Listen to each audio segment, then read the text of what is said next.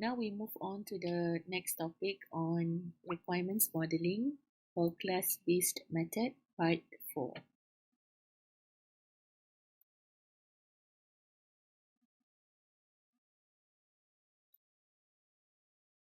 Okay, the learning outcome for this topic is that students should be able to understand the rules of creating CRC cards, class diagrams, okay, understand the processes used to create CRC cards and class diagram, be able to create CRC card and class diagram, and also understand the relationship among structural models and also relationship between structural and functional models.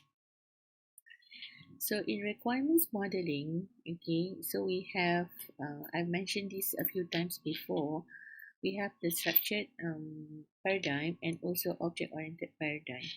So the structured paradigm considers data and the processes that transform the data as separate entities. So that means the focus is the data and the processes. So what are the movement of data from one process to another process? So data objects are modeled in a way that defines their attributes and relationships. So these processes manipulate data objects, are modeled in a manner that shows how they transform data flow into the system. And the second approach is using object-oriented. So in object-oriented, we focus on classes, okay, and in what manner that these classes collaborate with one another in order to achieve some goals. Okay, so what are the relationship between each of these classes in order to achieve certain goals? Okay, so in class-based modeling, it represents objects that the system will manipulate, operations or methods or services that will be applied to the objects, relationships between the objects or the classes, and also collaboration between the objects. Okay, so the elements of a class model includes classes and objects, okay, attributes, operations, models, CRC models, collaboration diagrams, and packages. So we will not focus on the collaboration diagram and packages. So first we identify the analysis classes. So where and how do we identify these analysis classes?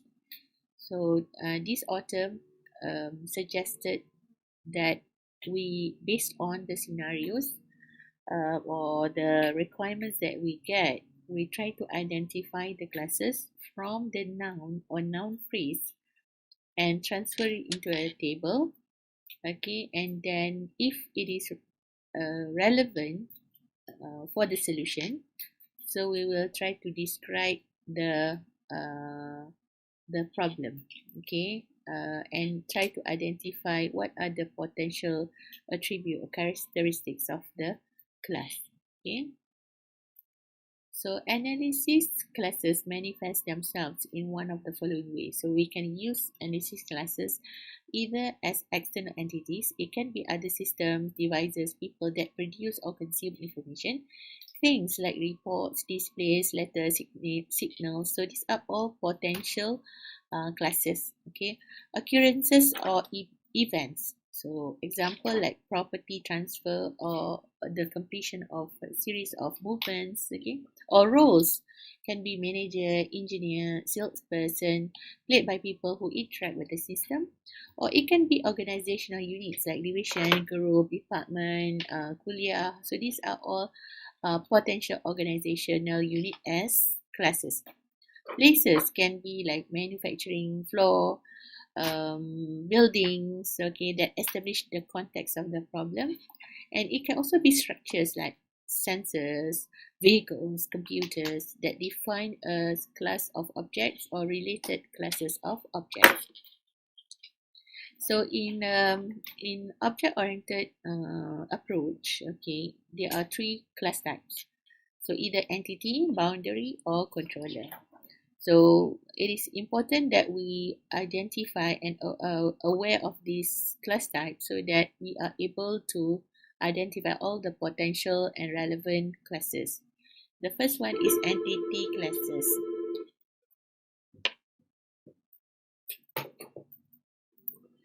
Entity classes are modeled or business classes that are extracted directly from the statement of problem. Okay, so these are entities that we use to represent some elements and we want to store the attributes. Boundary classes are used to create the interface. For example, interface screen or reports or forms that users see and interact with the system. So these are boundary classes. And the third one is the controller classes. So this is used to manage the the processes, okay, between the boundary classes and entity classes. Okay, so if there are some complex interaction between the boundary classes and entity classes, normally we don't want it to be uh, burden on the entity or on the boundary classes. We want it to be in a separate class so that if we need to maintain later on, we don't need to change the whole structure. We just need to change some elements in the controller classes or boundary classes or entity classes. Now we move on to the parts where we can learn about functional models. So these functional models represent system behavior. So we can use structural model to represent objects and their relationship, like people, places, and things. And we can create the conceptual model and evolve it into a design model using class diagram or CRC guide or object diagram. So in this lesson, we are not going to look at object diagram. So the structural model, it is drawn using an iterative process. Okay, that means we will first draw the conceptual diagram, then we further refine it, okay, into a much more detailed or refined model. Okay, so this structural model can be a vocabulary or like a glossary for analysts and also users. So what is the main goal of structural models? Okay, so we have the problem that we are trying to solve. Okay, for example, hotel reservation system. So there is a problem in the existing system where the reservation is not effective, or there are some missing records, or you cannot retrieve certain records, or it's very difficult to maintain. Okay, so you want to improve the existing problem. So that is the problem domain. So the main goal in structural model is to discover the key data contained in the problem domain and to build a structural models of the objects. So we try to understand the problem in the domain that we're going to solve, and then we provide kind of representation in terms of structural modeling in the solution domain that we want to avoid the problem or to solve the problem. Okay, so first let's look at the notation. So we have the class notation. So we have a rectangle with the top row and the middle row and the lower row. So the top row represent the class name. Okay, so the first row is the class name, and the convention that we have to follow is it must be noun, should start with a capital letter. Okay, so if this you want to represent student, S should be in capital letter. Middle row represent attributes of a class. So what are the attributes that represent the class? For example, in the student case, what are the characteristics or attributes of a student that you want to represent? Okay, remember that when we try to represent, there might be a lot of information, but we are only interested with information that is relevant to our solution. If, for example, to represent a student, there are lots of attributes that you can represent, you can store, but not all information are relevant. Okay, so it depends on the problem solution that we're gonna solve. Okay, if it is not relevant, so we don't provide it in the representation. So the convention that we should follow is that it must be noun. Okay, and it should be starting with lowercase. So for example, here we have the box as the top row, the class name, and the middle part, middle row represent the attributes, and it should start with lowercase. The bottom row represent the behavior of the class. Okay, and the convention that is recommended is that must be verb. See here we have feel and MP, and it starts with lowercase. Okay, so the other notation that we have for class diagram is the relationship. So we have the association relationship. This is in a normal arrow with the normal arrowhead with the label. Then we have the generalization, inheritance. This one should be hollow. Okay. And we also have the aggregation or um, we have two types of aggregation relationship actually. We have the first one is composition where it is represented in a diamond, a solid diamond, and the aggregation relationship which is represented in a hollow diamond. And also we need cardinality or multiplicity for each relationship to represent the number of occurrences or the number of instantiation that is allowed for that particular class. Okay. So the summary for this notation, we have the class, okay, to represent that is represented by the rectangle with three compartments. The first one is the class name, the middle part is the attributes, and the last one is the operation. Okay, the relationship is to represent the dependencies or the relationship between the classes. Okay, it can be association, it can be aggregation, or it can be generalization. Okay, so take note on the syntax for each of these notation. Okay, so how do we interpret or how do we read the relationship? So if it is generalization, we read it as a kind of or a type of, okay, because it represents the inheritance relationship. And in aggregation, we interpret it as a part of relationship, okay, because aggregation represents parts of some whole element, okay, and association is the normal relationship between classes, okay. So textual analysis of use case information. Okay, so this is how we can get the objects or the class. So we read from our use case specification or use case narrative textual specification. So from there we find or identify potential classes, okay, in terms of nouns. Okay, and the verbs will recommend some operations. Okay, and from there we filter out things that are relevant and things that are not relevant. Okay, and you can also use brainstorming to find out if there is any additional classes that are relevant for the solution.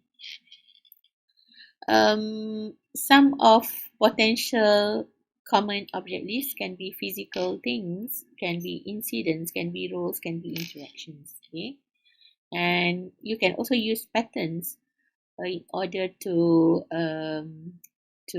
reuse existing solutions. Okay, so one of the techniques to identify the potential classes is using CRC card. Okay, uh, collaboration, responsibility, communication card. Okay, so the responsibilities are knowing what a class must know, okay, and doing is what a class must do.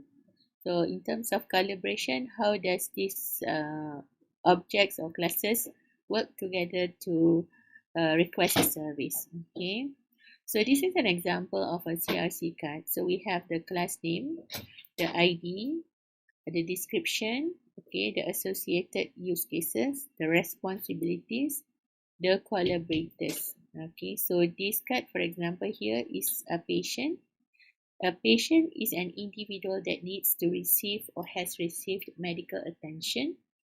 A patient can make appointment, can calculate last visit, change status, or provide medical history, and a patient has collaboration with appointment and medical history as a collaborators. Okay, so from there we will know whether this is a potential class or not. Okay, at the back of the card you can put the attribute. Okay, attribute for the patient. Okay, the relationship, it can be generalization, aggregation, or other association. So when we have a lot of these CRC cards, okay, and then we can start to build the class diagram and its relationship. Okay, see that we have the class, okay, and the collaborators. Okay, so in order to do this, okay, normally the CRC cards need us to do some role playing, like some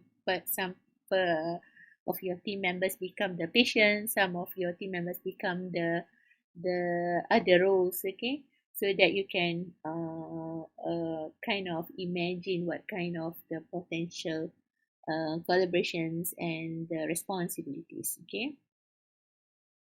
So a class diagram is a static or structural model that shows classes and their relationships. So it contains the classes and the relationship.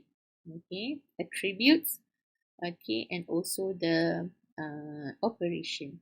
Okay, so the visibility of an attribute, we can use the public, private, or protected. Using public is the plus symbol, private is the minus symbol, and the protected is using the hash symbol. Okay, so it has some meanings to it, and it is defined in the object-oriented paradigm. Okay, and if we are using object-oriented language, all the languages will support this visibility. Okay, that means if we use public, means it's visible to all classes. If we use private, only visible to the instance of the class, and if it is protected, only visible to an instance of a class in the same package. Okay,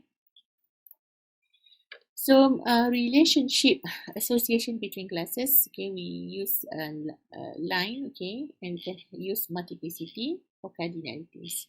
So for example, here the multiplicities is represented by the numbers here. Okay, there are many varieties of notation. Okay, some of it using numbers, some of it using some other shapes. Okay, so you might see a slightly different types of multiplicities. Okay, for example, we want to say department and a boss. Okay, exactly one relationship. Okay, a department has one boss. Okay, a department has one boss. One boss is owned by one department. Okay, we want to say about zero or more. Okay, an employee has zero too many children. Okay, an employee has zero too many children. Okay, or we want to see a relationship between one to many. One boss is responsible for one or more employees. Okay, so we don't use a boss is responsible for zero or many employees, because if there is no employee under a boss, he or she might not be considered as a boss, right? So a boss is responsible for one or more employees. Okay. So the cardinalities or multiplicities depend on the problem. Okay, on the domain. Okay, it's not coming from the development. We have to get this information from the stakeholders. Okay, association classes. Okay, so let me see. Also have the generalization. Okay, so we can see if this is a normal relationship like this is called association. Okay, so if there is using a hollow triangle like this, so this is a generalization. So how do we interpret that? So we read it as a kind of or is a type of. Okay. Doctor is an employee. Receptionist is an employee. Okay. Or for example here, okay, physical is a type of service. Checkup is a type of service. Okay, so this is generalization, and this part is normal relationship, and we look at the cardinality. A doctor is assigned to zero to many appointments. Okay, so that's how we interpret a class diagram. Okay, we can have aggregation, which is a whole part relationship. The whole is next, the diamond is next to the whole part. Okay, for example, engine is a part of a car. Wheel is a part of a car. Okay, so this is hollow aggregation relationship. This one is solid aggregation relationship, which we call it as composition. So head is a part of a person. Hand is a part of person. Leg is a part of person. But what is the difference between the composition and aggregation? So in composition, if we remove the whole part, all the subpart will also be removed. For example, if we remove the person class, all of these classes will not be important anymore. Okay, but in this example, if we remove this class, the engine and the wheel is still meaningful for the domain solution. Okay, so these are the steps to the model. First, we can use the CRC card techniques, okay, and try to fill in the details and use the CRC card by role playing, and then we draw the class diagram. We include all the relationship, okay, review if it is necessary or not, and if there is any relevant pattern to use, and then we review and validate the model. So that is how we can come up with the class diagram in a systematic manner. Okay, so for verifying the model, so we can find issues with the diagram by looking at the rules. Okay, for example, whether each card, CRC card, is associated with a class. Okay, whether the responsibility on the front card are included, okay, in the operations, whether the collaborators are included in the relationship, whether attributes are listed in the attributes of the class diagram. Okay, so and then we check whether the data type is included, okay, and the relationship is properly represented, whether it is aggregation or association, and its multiplicity. Okay, so association classes are used only to include attributes that describe a relationship. So basically, we have looked into some information about structure models. Okay, so the class diagram is a structure model. It's just showing the structure of the entities and its relationship. It does not show any behavior elements. Okay, and what are the elements, the syntax and semantics of class diagram, and how do we create CRC cards and class diagram. So with that, we will continue with the Assalamualaikum. Okay, this is the last part for requirements modeling. So we're going to look at behavioral modeling. So at the end of this lecture, you should be able to know the syntax and semantics of behavioral modeling. So we're going to look at two more diagrams, which are state diagram and also sequence diagram. And you should be able to interpret the diagrams. So this is the recap from the first part. Okay, you have looked into this information before. So in UML 2.5, they have divided it into two parts on structure diagram and behavior diagrams, and we have seen some of the diagrams before. Okay, the structure diagram like class diagram. Okay, and now we're going to move on to behavior diagram, which we will be focusing on the state diagram and also sequence diagram. Okay, so these are all the diagrams that we have seen. Okay, so the behavior model indicates how software will respond to external events or stimulus. Okay, so to create a model, what we should do is that we have to evaluate all use cases. So that means what does these use cases mean? This only means the diagram? No, it's include the use case specifications. Okay, because the details are not provided in the diagram itself. The use case diagram only shows us the high-level representation of the main features. So we don't have the details, okay, unless we provide the use case specification. Okay, so in order for us to understand the sequence of interaction, so it's not sufficient to just refer to the diagram. Okay, the second one is to identify events that drive the interaction sequence. Okay, what are the events that may trigger some other events? Okay, create a sequence for each use case. So that is based on the flow in the use case specification, and then we represent it using state diagram. And then we have to review the diagram. Okay. So first part is that we need to understand the concept of state. Okay. So in the context of behavioral modeling, two different characterizations of states must be considered. Okay. So first one is the state of each class as the system performs its function. So now take note on the statement state of each class. So a class can have many states. Okay, so don't just think about one class, one state. No, it is possible that one class can have many states. So the states of the system as observed from outside as the system performs its function. So it can be the state of each class, and it can also be state of the overall system which may be observed from external.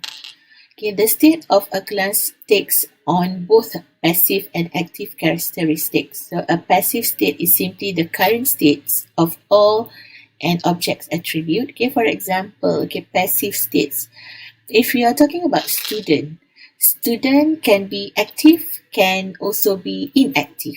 Okay, so what is the characteristics, or what are the characteristics to be considered as an active student?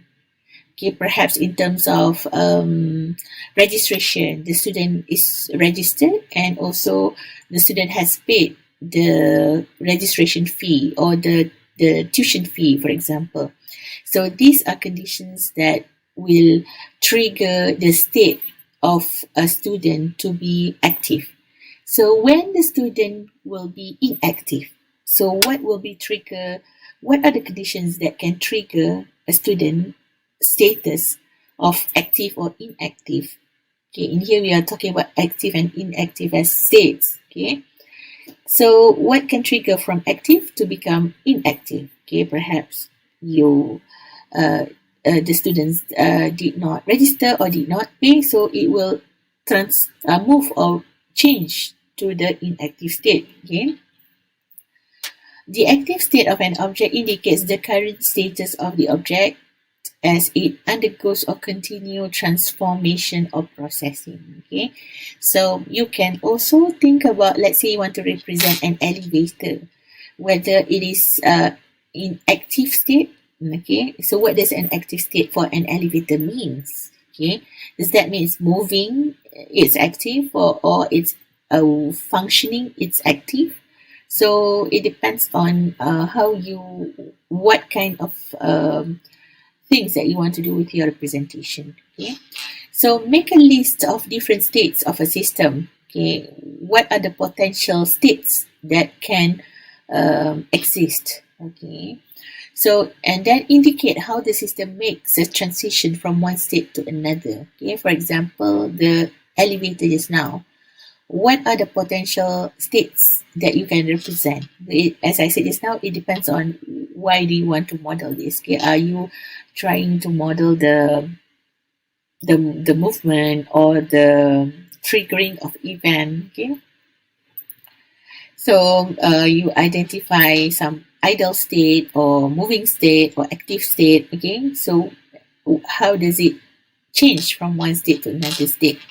then you represent it using the state chart or state diagram notation. Okay. So now we're going to start with the introduction to state diagram first. Okay. So the state is a set of observable circumstances that characterize the behavior of a system at a given time. Okay. So although this is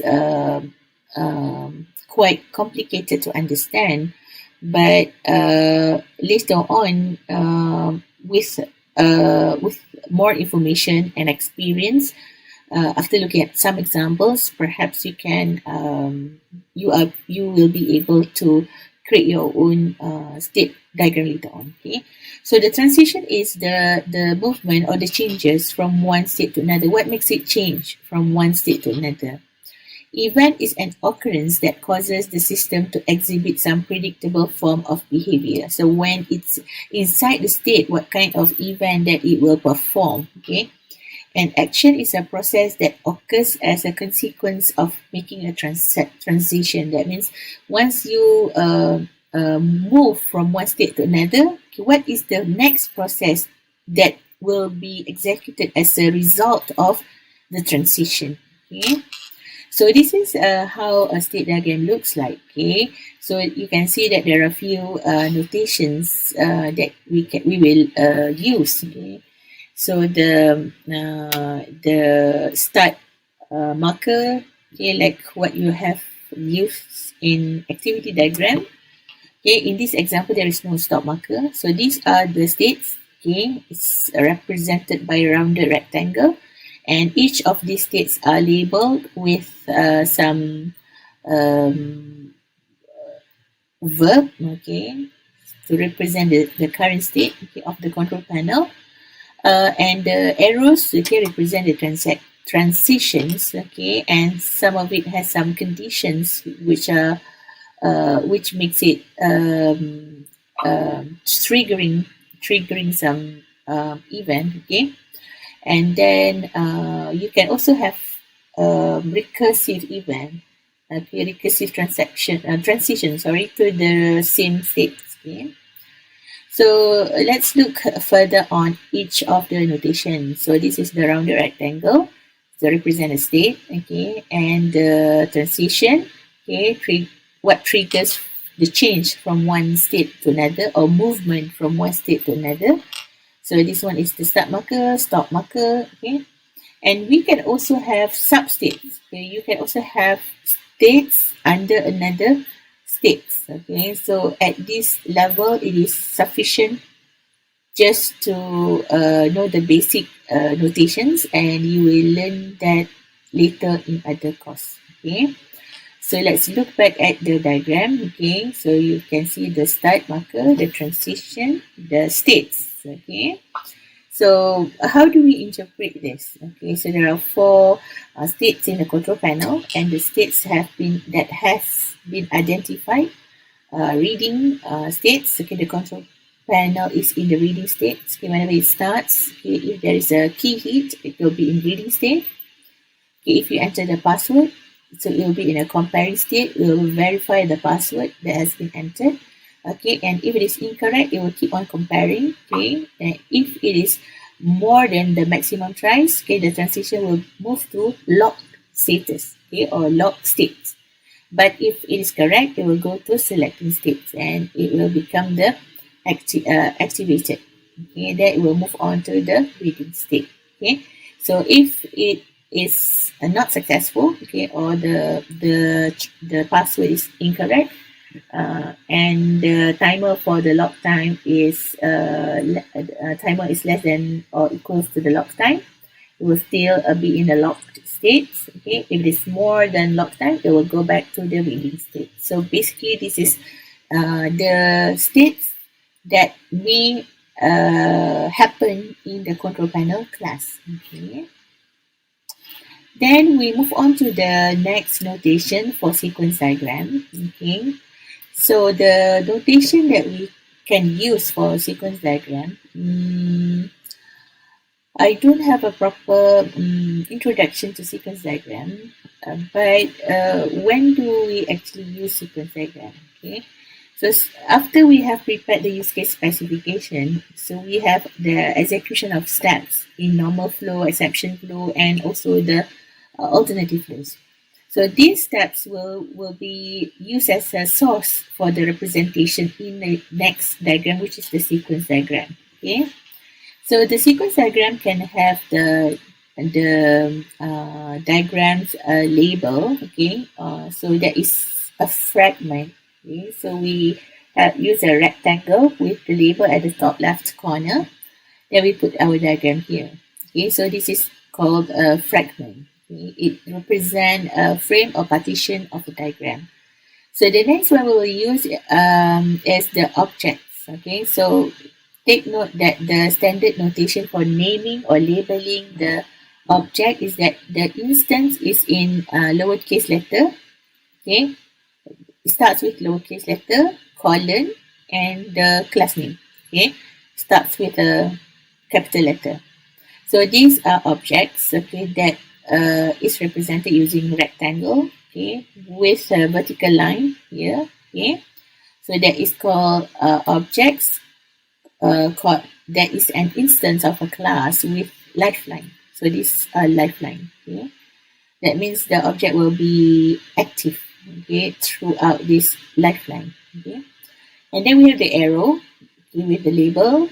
So this is to represent messages. Okay? So at this level, during the requirements engineering phase, we just represent the communication between objects using the messages. Okay, so messages is actually eventually will be implemented as invocation of some operation. Like when you do programming, you have functions. Okay, so those are static, right?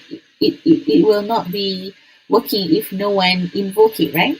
So this is the same thing. Okay, so you imagine that the object here has all the functions, and this object is going to invoke this operation that has been defined in this object.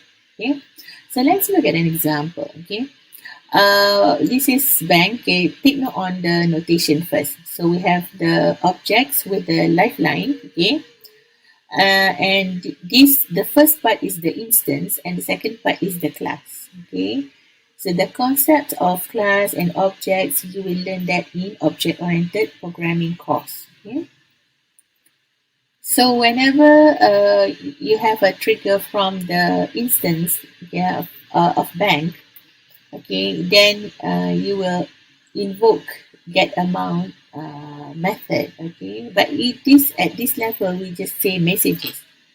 So we have the message to get amount from check. Okay, and then the amount will be returned back to the bank. Okay, it will be displayed. Okay, and if you want to get the balance, okay, so you will check invoke get balance from checking account class, and you will get the balance. Okay, so we have the alternative fragment here. Okay, that means this is not compulsory. Okay, if the balance is greater than the amount, okay, so the message will be executed. Okay, but else then you add insufficient fee. Okay, you not return check and you return the check, for example. Okay, so this part, if you read and try to interpret, okay, the first part is the compulsory steps, which means the basic steps or the normal steps. But up to this point, these are only alternative. Okay, if this happen, then only this part will be executed. Otherwise, this part will be executed. Okay. So the next example is to show the use of looping, okay, in the implementation. See that where does this information comes from? Looping, the alternative flow. If we don't have the use case specification, okay, the use case specification is going to be the main source of reference in order for us to come out with this diagram. Otherwise, you will have to make your own assumption. How are you going to know what are the steps? Because you are not the expert. You are not in the domain. You are just the developer. So you need information. Okay. So that's why we need to get as complete as possible information so that you can further represent that information using some syntax and semantics. Okay? So this part is to use the fragment as to represent the looping part. Okay? So these are the basic part. Up to this point, it will be looping. Okay? So how many times and all you can describe it in using annotation. Okay? So, if you refer to many other references, actually there are many more syntax, okay, but I've simplified the syntax to the most basic elements that can be represented in a sequence diagram. You can see that this red text here represent syntax in a sequence diagram. So you will learn further in the SAD course later on. Okay. So this is the fragment. So these are the objects. Okay, it can be represented in a rectangle like this, or it can be represented in the symbol like this. Okay, this one we will use in design stage. Normally at the requirements engineering stage or analysis stage, we just use the this format. Okay. Then we further refine it into this the icon symbol in the design stage. Okay, so this is the lifeline. Okay, so we have the message. Okay, it can be synchronous, it can be asynchronous. Okay, synchronous meaning that it is it can go back. Okay, asynchronous is just one way. Okay. So you can have a written message using dotted line. Okay, and then you have the um, distraction occurrence. Okay, that means the objects, okay, will only be active until this point, and then later on it will be killed or destroyed. Okay, but for this level, you are expected to be able to read the diagram. Okay, and know some of the notations that are important. Okay. Another example here, okay, so they have the web browser, okay, the application, the authorization server, the content server. So this is an actor. So the actor interact with the browser, request for the access, okay, and then return back the HTTP redirect, and then the web browser will send to the authorization server to authorize, and if it is authorized, then it will get the permission form. Okay, then user will request the user permission, and the authorization server will process the permission and it will return back to the browser. Okay, so the alternative flow here is if it is granted, then it will do these steps. Okay, but if it is not granted, then it will do these steps. Okay, so where do you get the alternative flow and the exception flow like this? Coming from the use case specification. Okay, so the lesson is to expose to you the syntax and semantics of the behavioral modeling, um, the state and the sequence diagram. You have seen the use case diagram before, activity diagram before, and you should be able to interpret the diagram. Okay, so what I want to stress here is that this sequence diagram will be further refined in the next stage, which is design stage. Okay, so if we want to have a good skill in terms of representing information or requirements into the diagrams, it is an advantage if we know how the diagram will be used in the next stage. Otherwise, um, whatever you model might not be useful in the next stage because you have lack of knowledge or expertise in terms of representing the right information for the next stage. Okay, so that is also an important skill. Okay, so with that, Assalamualaikum and thank you.